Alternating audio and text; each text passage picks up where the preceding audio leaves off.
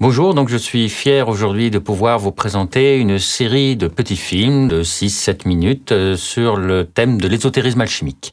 Voilà, donc je m'appelle Pascal Boucher, je travaille sur l'alchimie depuis les années 88 et j'ai commencé à écrire mon premier livre en 2002 et sur l'alchimie et voie intérieure qui a été réédité aux éditions Alchemia.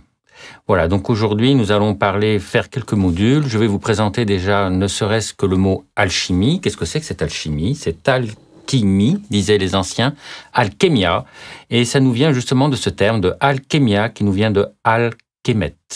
Alors al, qui signifie une vertu divine et magique, un peu comme Allah, le préfixe, ou el, et que l'on retrouvera un petit peu souvent réutilisé en alchimie.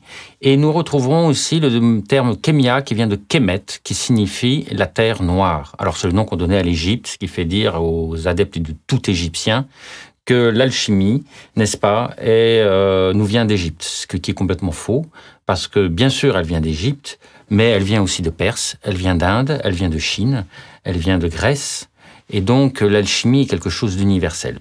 Alors, alchemia, il faut l'entendre, une vertu divine et magique, enfouie dans la terre noire. C'est là toute la signification occulte que l'on peut avoir de l'alchimie, à savoir d'abord ce al, qui signifie quoi? Les alchimistes l'appellent le feu secret des sages, le soufre central, et ils considèrent que chaque chose possède son origine en son sein, c'est-à-dire un esprit central qu'ils appellent le feu secret des sages. Cet esprit central, ils l'appellent le feu secret, le soufre, et d'autres l'appellent le al de kémia.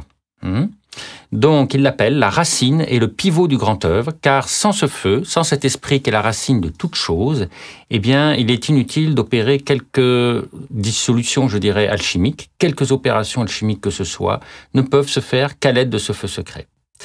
Alors c'est important parce que c'est ce qui fait dire que l'alchimie est une science radicale. Étant donné que ce feu secret est la racine de toute chose, c'est-à-dire que toute chose est esprit en racine, eh bien nous comprenons donc que la racine de toute chose est l'esprit de toute chose et que donc l'alchimie, qui est une science radicale, est une science spirituelle qui s'attache à l'esprit des choses. La terre noire, maintenant, si nous regardons, ça nous vient de terre, c'est un terrain, un domaine, et le noir n'est pas une couleur. Le noir, il faut savoir, en hermétisme, c'est l'absence de lumière. Donc c'est ce qui est invisible, c'est ce qui est occulte. Et donc, par extension, c'est en effet tout ce qui touche l'occultisme. Donc, la terre, un terrain, un domaine de l'occultisme. Donc, alchemia, c'est la racine des domaines de l'occultisme. C'est la racine des sciences occultes. Voilà de quoi nous allons parler, de différents sujets, de différentes phases du grand œuvre alchimique, qui est la racine des sciences occultes.